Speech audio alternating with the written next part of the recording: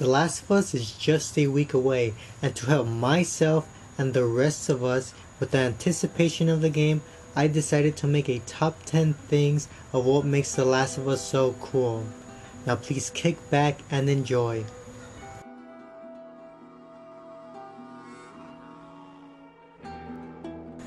There was a lot of speculation on why Naughty Dog took so long to reveal the competitive multiplayer in The Last of Us. Some thought it was just a copy and paste of Uncharted 3's multiplayer, and some thought it was just a rushed idea of multiplayer much like Tomb Raider. But The Last of Us seems to bring a lot of the elements of a single player component onto multiplayer, and that's cool.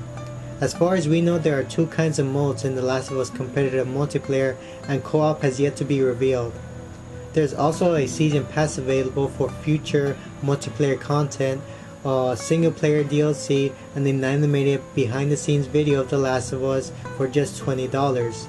The multiplayer looks brutal and tense, and I can't wait to get my hands on it.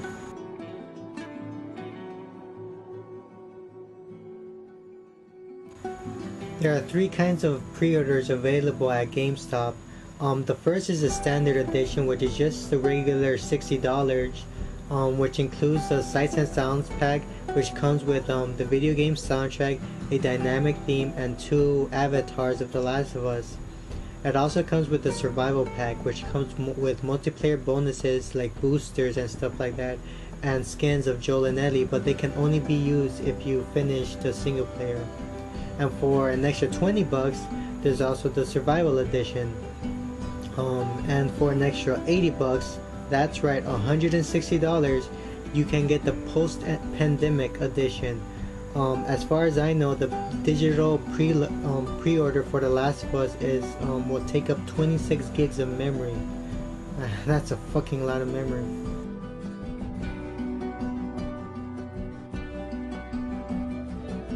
A documentary of cordyceps fungus infecting small ants and controlling their brains is part of the inspiration of The Last of Us infected creatures.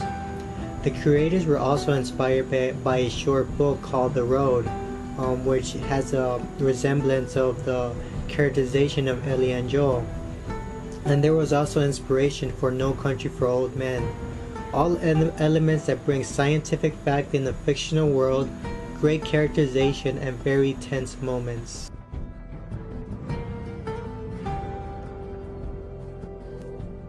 Crafting is a big part of The Last of Us gameplay component.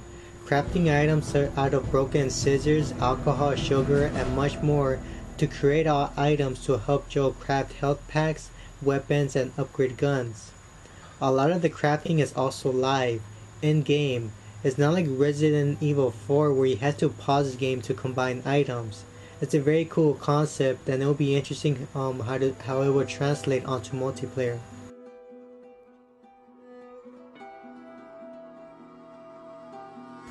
There is no doubting what Naughty Dog could do to the PS3 in terms of graphics. They have shown the true power of the PlayStation 3 with the Uncharted series. The graphics in The Last of Us also look very superb, from wilderness growing from old buildings, beautiful lighting, and great character detail. It leaves us wondering, what can Naughty Dog do in the PlayStation 4?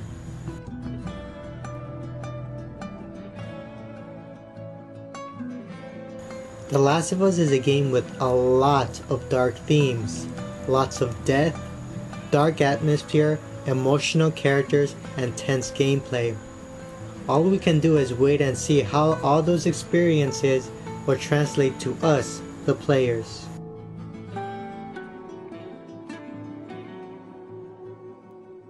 If you have played any of The Last of Us demos, then you know how intense the infected can be. There are 3 stages of infected. First, there are the runners. These are people who have just been recently infected and are quicker, and they run in packs of 4. The second type is the stalkers. Now, Naughty Dog has yet to say anything about these infected, but if you play the Last of Us demo in the God of War Ascension disc, you can find this artifact of the stages of infected, and the stage 2 infected, the stalkers, are in there. The stalkers are described as infected creatures that will stalk and trap their victims. Sounds pretty crazy. And the stage 3 infected are the clickers. They can only see by sound. They are blind creatures. But if they get their hands on you, they can only kill you in one bite. And melee weapons do not work on them. But sharp objects can kill them, and obviously shooting will kill them.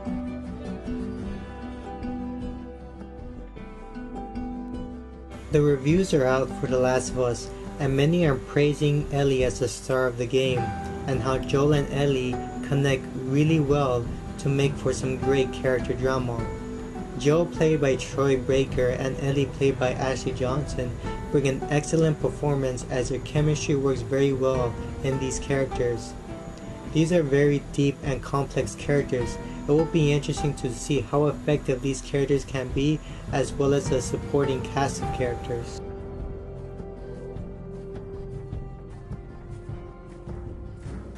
Naughty Dog has made some great games over the past 2 decades that have made a mark in the video game industry. Their first creation is the lovable Crash Bandicoot trilogy, which is now owned by Activision. Their second game is Jak and Daxter, a huge fan favorite. Naughty Dog was considering making a Jak and Daxter 4, but decided to make something different. Uncharted 3 is Naughty Dog's most recent success, bringing in very charismatic characters, Indiana Jones-like adventure, and cinematic gameplay. Now Naughty Dog's newest game, The Last of Us, the much anticipated game which has been in the making for the past 3.5 years, is being called one of the best games ever, if not the best game on the PS3, and we cannot wait to see their latest accomplishment.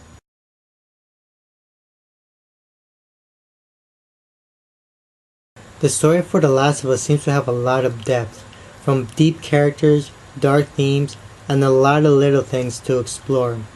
The game can be beat between 10 or 12 hours, but if you really want a fleshed out experience, try to explore as much as possible, and the game could last longer than 15 hours.